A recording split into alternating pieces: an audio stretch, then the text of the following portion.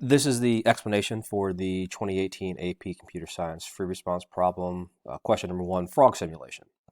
And on the right side of the screen, you can see the grading rubric. On the left side, this is the AP's one of their suggested ways of solving it. And so we're going to talk about how each point breakdown goes to how it relates to the code itself.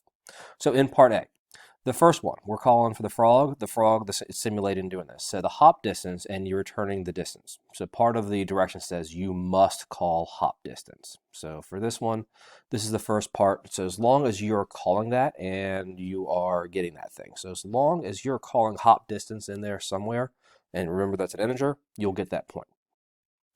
The second one, number 2, it's asking you to initialize, is asking you to use a loop here. So you got to keep track of the frog's positions, and you want to do it at most the max hops of times. Max hops was one of the instance fields for the frog simulation itself.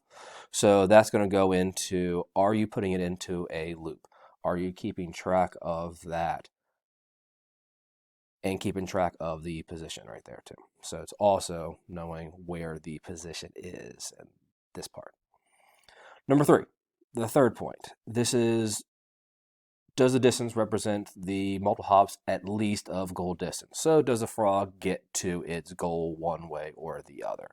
That is this part of the if statement. Are we looking for that? Are we checking? Are we seeing if the thing is there?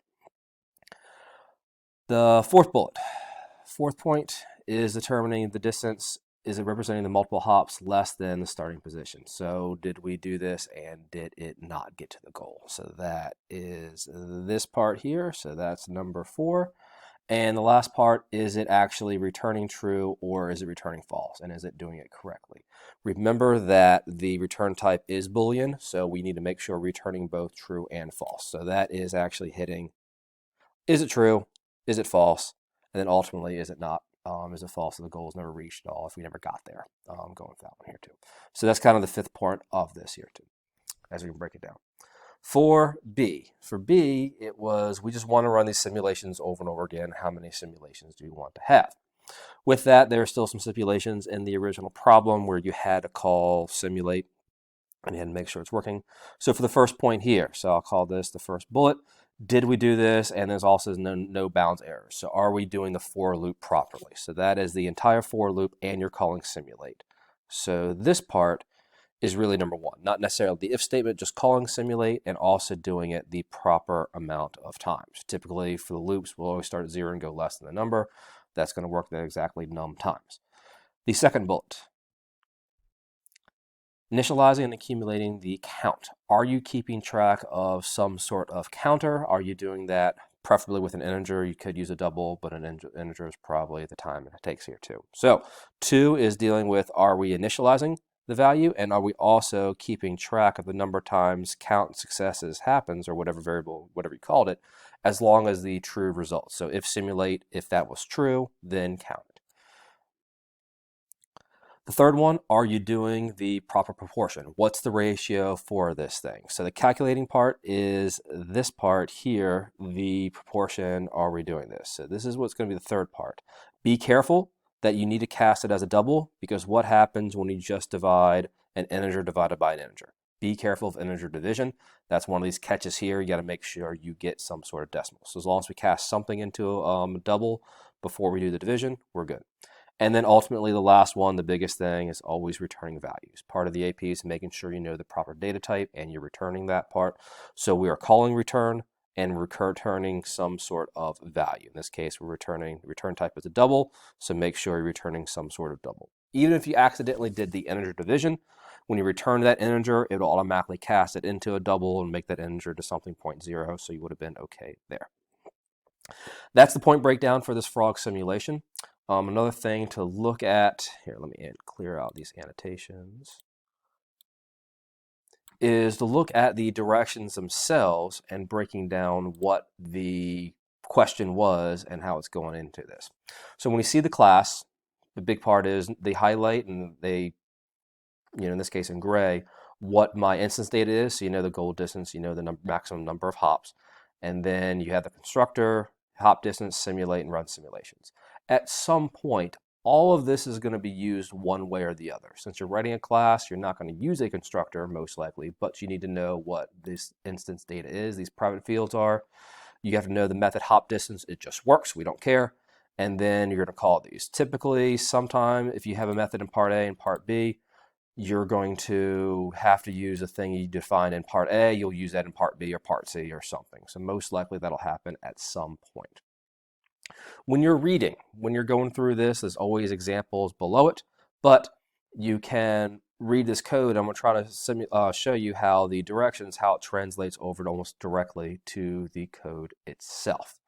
So as we're reading this thing, we're saying the method has to return true if the following reaches the goal, otherwise it's going to return false. So did it reach the goal, return true.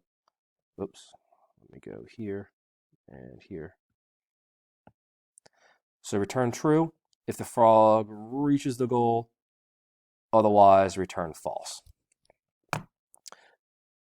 Whoops, sorry, how do I get back? Give me 1 second.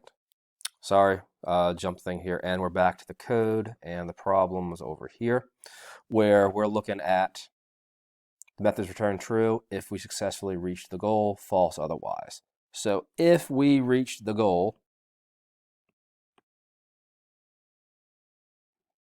do we return true? Otherwise, if we don't reach the goal, do we return false one way or the other? The second paragraph talks about how the hopping actually works. A positive distance moves towards the goal, a negative distance moves away from the goal. The distance may vary each time the frog hops. The position is adjusted. So is my position being adjusted each time the frog hops? Typically, whenever you see each time, that's going to tell us we're thinking for loop at that point, or for each loop, because again, for each instance this happens. So you want to put that into some sort of loop, how many times we have, and then we have to adjust the position. These bullet points here, these are my return statements. Frog hops until one of the conditions are automatically met. I reach the goal, I get to some sort of negative position because you keep on going backwards, or you've taken the maximum number of hops.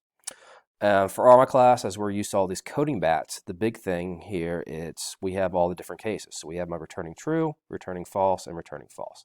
The loop happens because the frog was jumping, jumping, jumping. So this last false statement down here, this is if I've taken too many hops. So that's going to be almost like the default case where assume that it's not going to work. It's only a special case if I reach the goal within a special number, certain number of hops. So that's one of the special cases. So that's why we're going to check on the inside. If we happen to get there, go ahead and return false and get out of the whole thing because you're automatically done. Doesn't matter how many hops it takes. Just as soon as I get there, get to the goal, get to the finish line, I'm done. I don't need to do any more thinking. The first bullet point, it tells us the frog has reached the goal. That is the first bullet point over here. The second one, the frog has reached a negative position. That is my second return statement. Otherwise, we've taken the maximum number of hops. That is the third return statement. So part of this, as we start seeing this and get more experience, when you start reading these entire directions, the code starts making more sense. You're translating words and paragraphs into a specific set of code to get it to work out. Part B is fairly similar. And as you're looking at part B, a couple things they always tell you. They told you you must use simulate appropriately to receive credit. Also assume simulate works as specified. So any sort of part B, part C, always assume the methods in part A and part B work, unless for some reason they tell you. I've never seen a case where it doesn't happen. Works kind of the same way when we're going to count how many times the simulations work. So, and you need to keep that proportion. So it's telling you that it's working in there. And this one's almost fairly straightforward. So you need to know how many simulations you have based upon this. The precondition. With a precondition, you don't need to check for that in the code itself. A precondition means somewhere before this call run simulations is made, somebody else has already checked that the number is greater than 0. So you don't need to make that check inside of your actual code whatsoever. And let's see here.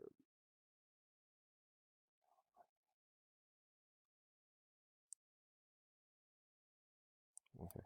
And so it's kind of telling you, if the method call returned true, then the simulation is in there too. So that one's just kind of keeping track of the time it successfully reached or passed the goal. So if I successfully reached or passed a goal, you're going to count and keep track of it. And ultimately, you just want to know what's the ratio, what's the proportions of this. Hopefully this helps you understand the basic problem for one of these. We'll continue making some videos like this as you are practicing these AP free response and getting ready for the AP exam. Good luck.